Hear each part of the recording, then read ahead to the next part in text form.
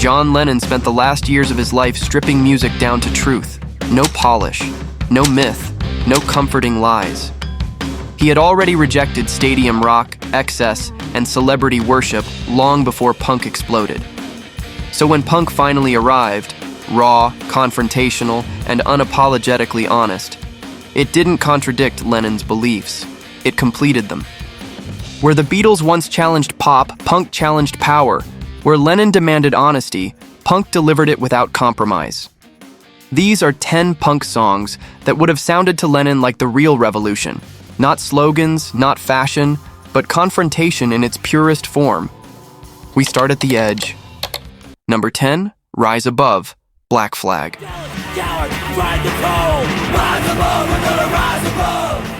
Rise Above isn't polite. It doesn't ask for permission. It doesn't explain itself.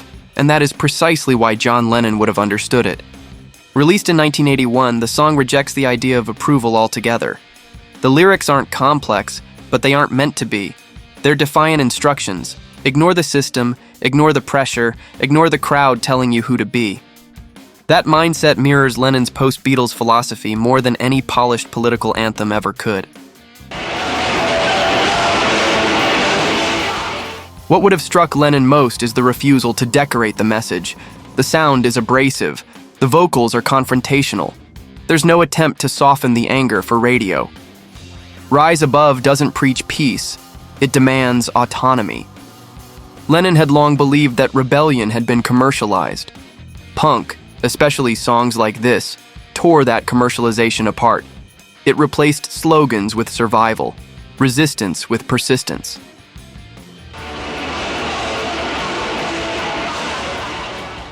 This isn't utopian revolution, it's personal revolution. And that's exactly the kind Lennon trusted. Number 9, Kick Out the Jams, MC5.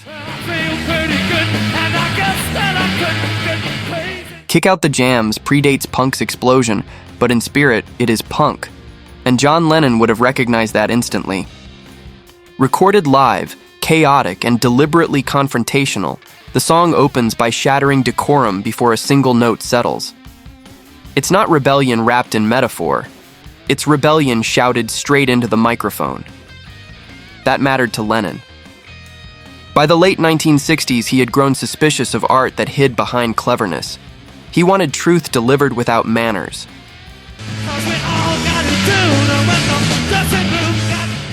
What Lennon would have respected most is the song's relationship with power.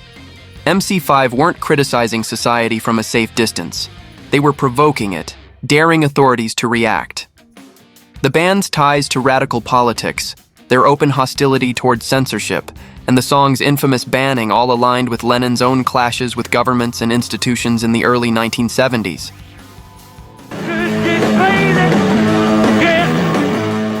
Musically, Kick Out the Jams is primitive by design. The guitars grind, the rhythm barely holds together, and the vocal sounds more like a command than a performance. That rejection of refinement mirrors Lennon's later belief that rock had become too comfortable, too clean. This wasn't music meant to last forever. It was music meant to happen now.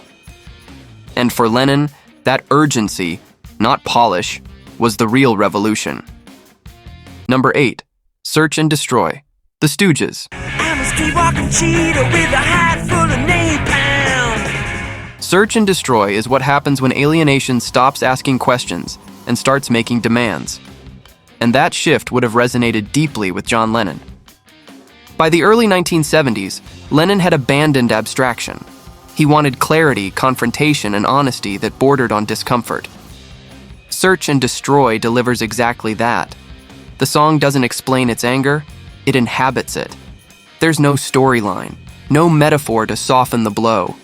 Just a declaration of being out of place in a world that feels hostile and artificial. Runaway son of the nuclear A-bomb. What Lennon would have recognized immediately is the self-awareness. This isn't rebellion for fashion or shock value. It's identity under pressure. Iggy Pop doesn't position himself as a hero or a leader. He sounds damaged, cornered, and defiant. Emotions Lennon openly embraced in his post-Beatles work. Musically, the song rejects finesse. The riff is blunt, repetitive, almost confrontational in its simplicity. It refuses virtuosity. That mattered to Lennon, who had grown tired of rock turning into athletic competition. Search and Destroy uses raw force instead of skill, conviction instead of cleverness. This isn't a call for peace, it's a scream of survival. And for Lennon, that honesty, ugly, direct, and unresolved, was closer to truth than anything polite rock could offer. Number 7. Teenage Lobotomy, Ramones.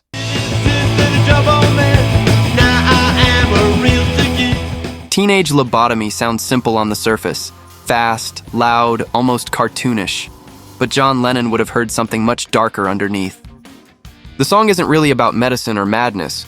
It's about systemic numbness, about a generation dulled by authority, repetition, and empty information. That idea aligns perfectly with Lennon's late career frustration, the sense that society wasn't just controlling people, it was switching them off. What Lennon would have admired is the Ramones' refusal to intellectualize that critique. There's no manifesto here, no poetic language, just blunt repetition and a relentless tempo that mirrors mental overload. The song feels intentionally mechanical, as if the band itself is trapped inside the system it's mocking. Musically, Teenage Lobotomy strips rock down to its skeleton. 3 chords, no solos, no excess. That austerity would have appealed to Lennon, who had grown suspicious of musicians hiding behind technique. For him, music wasn't about showing skill, it was about exposing truth.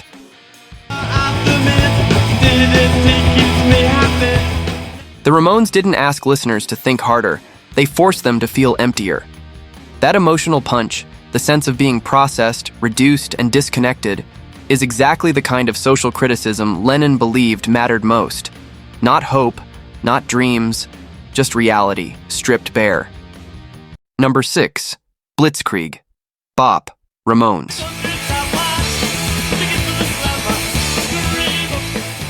At first glance, Blitzkrieg Bop might seem too simple, too playful to matter. But John Lennon would have understood immediately why this song was revolutionary.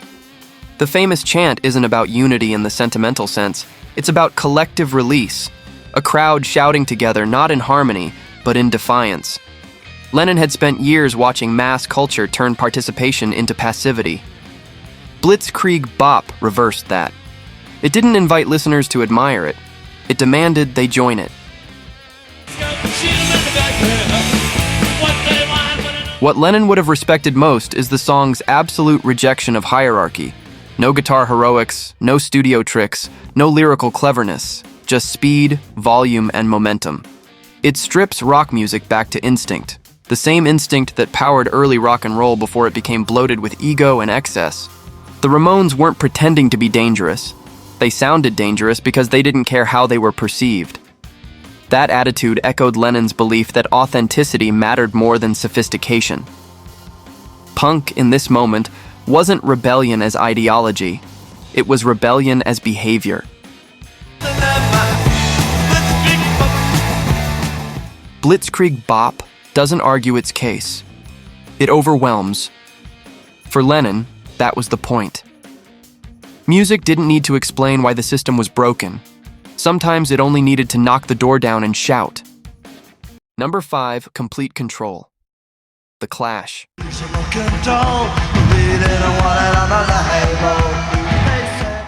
Complete control is the sound of betrayal turning into clarity. And John Lennon would have recognized that moment instantly. The song isn't aimed at governments or abstract systems, it's aimed at the music industry itself. Managers, labels, middlemen, the people who claim to support artists while quietly owning them. Lennon had fought that battle for years, first inside the Beatles' business structure, and later against the machinery of fame itself. What would have struck Lennon most is the song's precision. This isn't vague anger, it's targeted. Joe Strummer's delivery doesn't sound poetic or symbolic, it sounds fed up. The chorus isn't catchy in a pop sense, it's confrontational, almost accusatory. The Clash aren't asking for freedom. They're pointing out how little of it exists. Musically, complete control balances chaos with discipline. The tempo surges forward, but never collapses. That tension mirrors Lennon's own belief that real protest required focus, not just noise. Anger alone wasn't enough. It had to be directed. Lennon once said that the greatest threat to art wasn't censorship, but control disguised as opportunity. This song exposes that lie. No slogans, no fantasies, just ownership, and the refusal to surrender it. Number 4, God Save the Queen, Sex Pistols. Save the Queen, the fascist regime. God Save the Queen wasn't just a punk song, it was a public confrontation. And that kind of confrontation was something John Lennon had spent his final years demanding from music. What Lennon would have recognized immediately is the refusal to soften the message. This track doesn't hide behind metaphor or irony. It names its target directly and challenges the mythology surrounding power, tradition, and national identity. Lennon had done the same years earlier, when he openly criticized institutions that were supposed to represent unity, but delivered control instead. The outrage surrounding the song mattered just as much as the song itself. Radio bans, media hysteria, political condemnation, all of it confirmed what Lennon had long believed. When art truly threatens authority, authority panics. The Sex Pistols didn't ask for acceptance. They exposed hypocrisy by provoking it. Musically, the song is deliberately blunt. The riff is repetitive, almost militaristic, and Johnny Rotten's vocal is sneering rather than melodic. Lennon would have respected that rejection of beauty. To him, truth wasn't supposed to sound comfortable. God Save the Queen doesn't imagine a better future. It tears down the illusion of the present. And for Lennon, tearing down lies was always the first step toward real revolution. Number 3, White Riot, The Clash.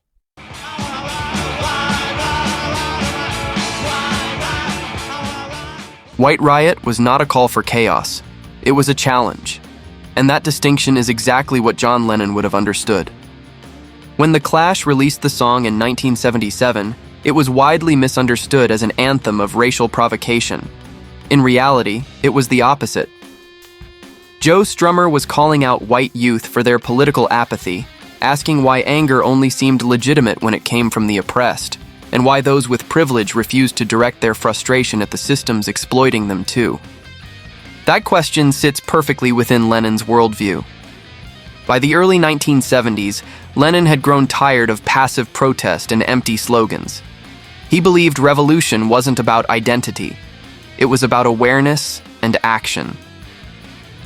White Riot doesn't glorify violence. It exposes complacency. Musically, the song is urgent and stripped down. No studio gloss, no mystique, just speed, tension, and confrontation. Lennon had already rejected polish by this point in his career. He wanted music that sounded like it was happening now, not something refined for later approval. What makes White Riot especially Lennon-like is its refusal to comfort the listener. It accuses, it demands, it implicates the audience instead of entertaining them. This wasn't punk as fashion, this was punk as responsibility. And John Lennon would have recognized it immediately. Number 2, London Calling, The Clash. London Calling wasn't just a punk song, it was a broadcast from the edge of collapse, and that's exactly why John Lennon would have taken it seriously. Released in 1979, the track sounded like a warning siren. Nuclear anxiety, political decay, racial tension, economic collapse. The Clash packed every late 70s fear into one relentless transmission. This wasn't rebellion for style. It was diagnosis. Lennon had spent years warning about the same things. From Working Class Hero to Gimme Some Truth, he believed rock music should confront reality, not escape it. London Calling does exactly that. It doesn't offer solutions. It doesn't romanticize disaster. It simply says, this is happening, whether you like it or not. What sets the song apart is its discipline. Punk, yes, but controlled, deliberate. The band knew exactly what they were saying and why. Lennon always respected that kind of intent. He distrusted vague anger. He believed rage needed direction, Musically, it's confrontational without being chaotic. The bass line marches like bad news you can't outrun. The vocals sound less like singing and more like reporting. This is punk as journalism, punk as prophecy. John Lennon once said that rock and roll should be about truth, even when it's uncomfortable. London Calling didn't just tell the truth. It rang the alarm. Number 1, Anarchy in the UK. Sex Pistols. If John Lennon had lived to hear Anarchy in the UK, he would have recognized it instantly. Not as noise, not as provocation, but as a statement of intent. This wasn't a protest song in the traditional sense. There were no metaphors, no poetry, no safety net. The Sex Pistols didn't ask questions. They made declarations. I am an antichrist. I am an anarchist. That line alone shattered every rule Lennon had spent his career pushing against, and that's exactly why it mattered. Lennon always believed that rock music lost power when it tried to be polite. By the mid-70s, he felt the counterculture had been absorbed, commodified, defanged. Punk brought the knife back to the table, and Anarchy in the UK was the first real cut. What makes the song revolutionary isn't musical complexity. It's attitude weaponized into clarity. There's no invitation here, only confrontation. The guitars grind instead of soar. The vocal sneers instead of persuades. It's anti-utopian, anti-illusion, anti-peace poster optimism. And that's where Lennon would have nodded. Because beneath the chaos, the song isn't about anarchy as theory. It's about betrayal. By institutions, by leaders, by the promises of the 1960s that never came true. Punk didn't reject Lennon's ideals. It declared them unfinished. If revolution was Lennon asking whether violence was the answer, Anarchy in the UK was punk replying, the question no longer matters,